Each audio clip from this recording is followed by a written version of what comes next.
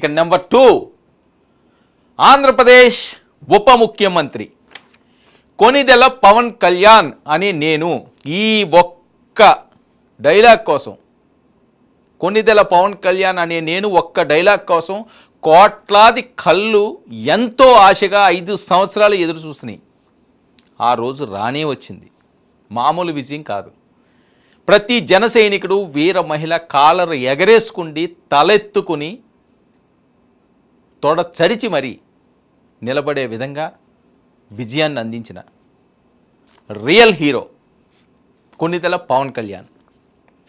ఉప ముఖ్యమంత్రి ఆంధ్రప్రదేశ్ పంచాయతీరాజ్, గ్రామీణాభివృద్ధి, తాగునీటి సరఫరా, పర్యావరణం, అడవులు, science and technology Pawan Kalyan కీలక బాధ్యతలు చేపట్టారు. ఊహించని విధంగా విజయాన్ని సాధించడమే కాకుండా ఉప ముఖ్యమంత్రిగా ఒక క్యాబినెట్ హోదాలో పవన్ కళ్యాణ్ని వాళ్ళ అభిమానులు చూడనున్నారు. ఇది సినిమా కాదు, నిజం, వాస్తవం, రీల్ కాదు, రియల్.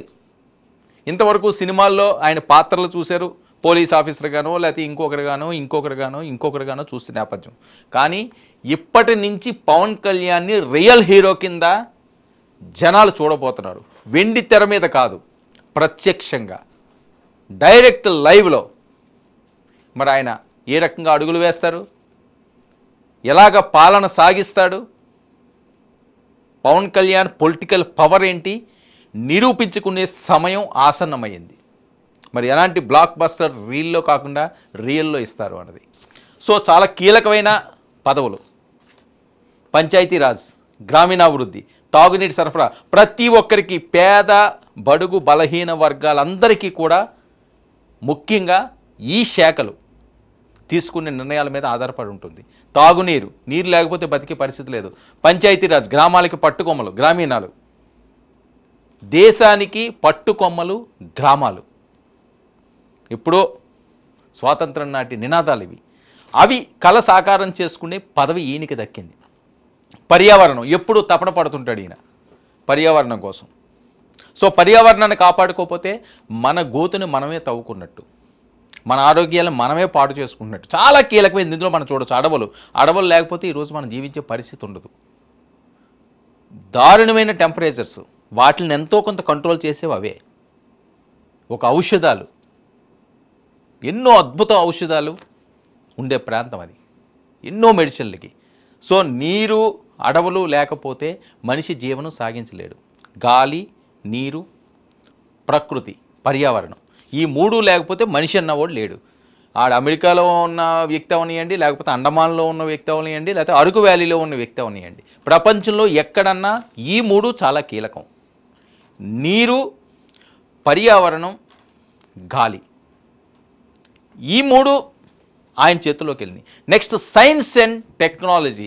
ఈరోజు ఎంత తరాలు మారినాయి. టెక్నాలజీ ఆకాశాన్ని, చంద్రమండలాన్ని అవనియండి, సూర్యమండలాన్ని అవనియండి,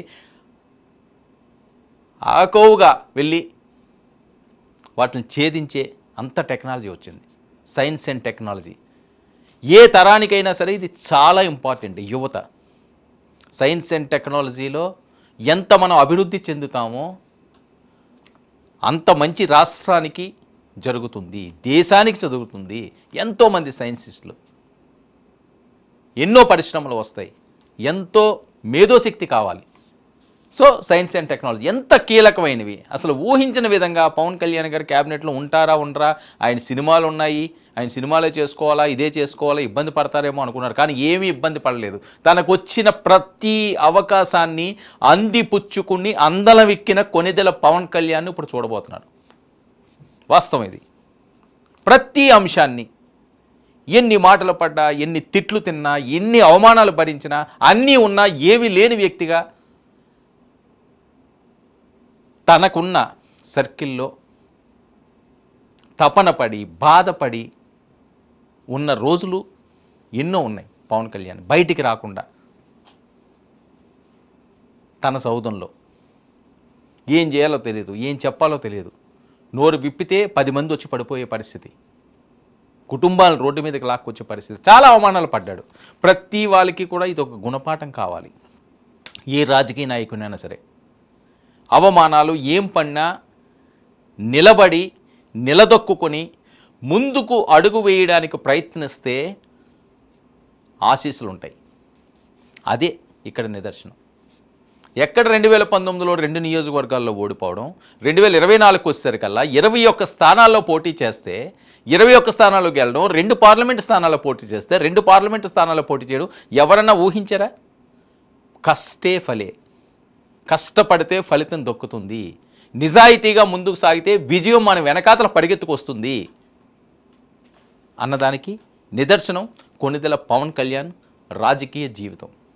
పవన్ కళ్యాణ్కి ముందు, పవన్ కళ్యాణ్కి తర్వాత రాజకీయం ఉంటుంది అని చెప్పి సంషేర్గా వాళ్ళ ఫ్యాన్స్ కానీ వాళ్ళ అభిమానులు కానీ మాట్లాడే పరిస్థితి. ఆయన శాఖలను కూడా ఆ రకంగానే నిర్వహిస్తాడని కూడా వాళ్ళు చాలా ధైర్యంగా కాలు రగరేసి చెప్తున్నారు.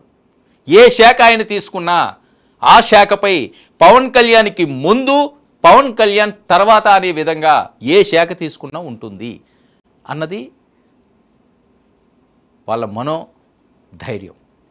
సో అంత చొచ్చుకుపోయాడు ఈయన గుండెల్లోకి, కోట్లాది మంది గుండెలన్నింటినీ కూడా కొల్లగొట్టాడు ఈయన.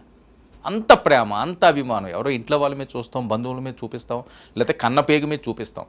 అసలు సంబంధం లేని వ్యక్తితో ఏదో సినిమాల్లో నటిస్తున్నారని చెప్పి వాళ్ళని ఇంతలాగా కొలడం అన్నది చాలా తక్కువ మంది. ఆనాటి నందమూరి తారక రామారావు గారికి, తర్వాత చిరంజీవి గారికి, తర్వాత అంత ఘనత సాధించింది పవన్ కళ్యాణ్కే అని చెప్పాలి. చాలామంది హీరోలు వస్తుంటారు, పోతుంటారు, కానీ ప్రజల్లోని వాళ్ళ మనస్సుల్లోని చిరస్థాయిగా నిలిచిపోయిన వాళ్ళు పదుల సంఖ్యలోనే ఉంటారు. అందులో మొదటి వరుసలో ఉన్న వ్యక్తే కొణిదెల పవన్ కళ్యాణ్, ఆంధ్రప్రదేశ్ రాష్ట్ర ఉప ముఖ్యమంత్రి, పంచాయతీరాజ్, గ్రామీణాభివృద్ధి, తాగునీటి సరఫరా, పర్యావరణం, అడవులు, సైన్స్ అండ్ టెక్నాలజీ మినిస్టర్.